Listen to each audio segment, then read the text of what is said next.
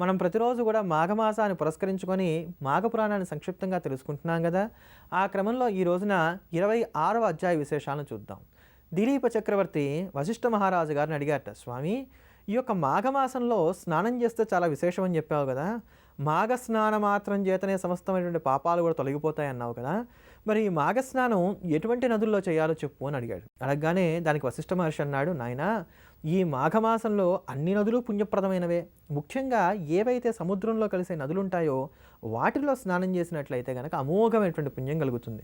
ఈ మాసమంతా లక్ష్మీనారాయణ ప్రీతిగా, ఉమామహేశ్వర ప్రీతిగా, సూర్యుడు ఉదయించక ముందుగానే చల్లటి నీటిలో స్నానం చేసి ఎవరైతే భగవత్ సేవ చేస్తారో వారు తరిస్తారనలో సందేహం లేదు. విష్ణువు యొక్క పాదాల నుంచి ఉద్భవించినటువంటిది గంగా నది గనక అన్ని నదుల్లోకి కూడా శ్రేష్టమైనటువంటిది గంగే. అందుకని ఈ మాఘమాసం అంతా వదిలిపెట్టకుండా గంగలో స్నానం చేసినటువంటి వారు ధన్యతను పొందుతారు. అంతేకాక ఈ గంగా సాగరం ఎక్కడైతే ఉందో, అంటే గంగా నది సముద్రంలో కలిసేటువంటి చోటు ఏదైతే ఉందో అది చాలా పవిత్రమైంది. అక్కడ కనుక స్నానం చేస్తే వచ్చే పుణ్యం చెప్పడం అలవి కాకుండా ఉంటుందయ్యా. అలానే రామచంద్రమూర్తి ఏ సముద్రం మీదైతే సేతువు కట్టాడో ఆ సముద్ర సమీపంలో చేసేటువంటి స్నానం కూడా ఈ మాఘమాసంలో అనంతమైనటువంటి పుణ్యాన్ని కలుగజేస్తుంది.